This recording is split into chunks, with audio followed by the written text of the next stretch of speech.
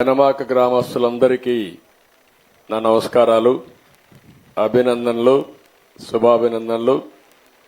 ఉదయం నిద్ర లేస్తానే మీ ఊరికి వచ్చాను. మొదటి తారీఖు మొదటి కార్యక్రమం కొత్త గవర్నమెంట్లో మీ అందరి దయ వల్ల, ఆశీస్సుల వల్ల 4వసారి ముఖ్యమంత్రిగా ప్రమాణ స్వీకారం చేసి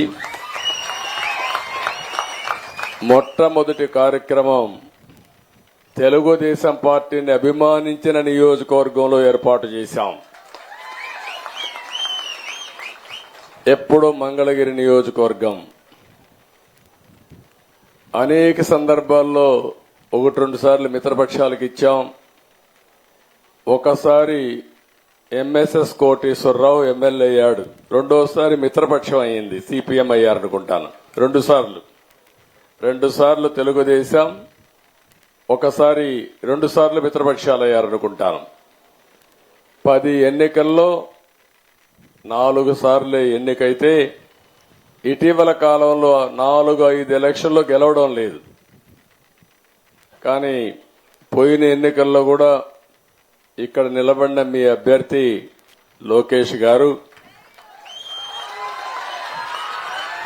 ఆ రోజు ఎన్నికల్లో ఓడిపోయినప్పుడు పట్టు వదిలిపెట్టకుండా మళ్ళా ఇదే నియోజకవర్గంలో పట్టు సాధించాలని కష్టపడి మీ అందరి అభిమానం చూరుకొని ఈరోజు ఒక విధంగా చెప్పాలంటే మంచి నియోజకవర్గాలు గాజువాక, అదే మరికి 95,000 మెజారిటీ అక్కడ.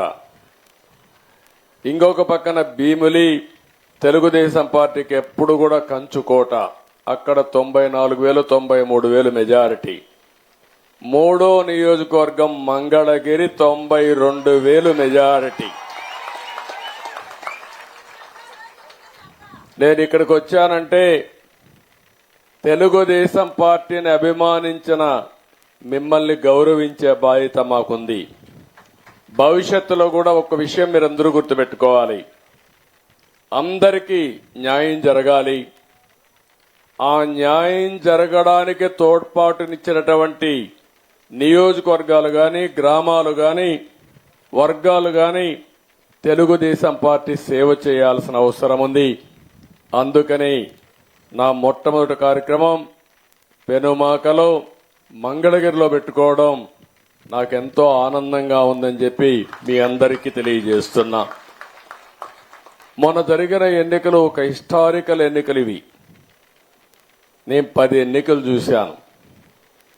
10 ఎన్నికల్లో ఎప్పుడూ జరగని విజయం.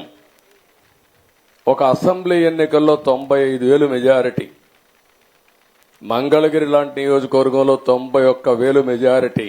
నేను ఒకప్పుడు 60,000-50,000 వస్తేనే కుప్పంలో బ్రహ్మాండంగా వచ్చిందనుకునే పరిస్థితి నుంచి ఇప్పుడు 90,000-95,000 మెజారిటీలు వచ్చేసే పరిస్థితికి వచ్చాయి. దీనికి అంతటి కారణం ఒక్కసారి మీరు ఆలోచించుకుంటే, రాజకీయ విశ్లేషణ చేస్తే 5 సంవత్సరాలు పరిపాలన, ఒక పీడ కళ, రాష్ట్రాన్ని పట్టి పీడించి ఎన్ని ఇబ్బందులు కలిగించాలనో ఈ విధంగా కూర్చొని ఆనందంగా మాట్లాడుకున్న రోజు కూడా లేదు. 5 ఏళ్లు ఉందా ఎప్పుడన్నా అడుగుతున్నా.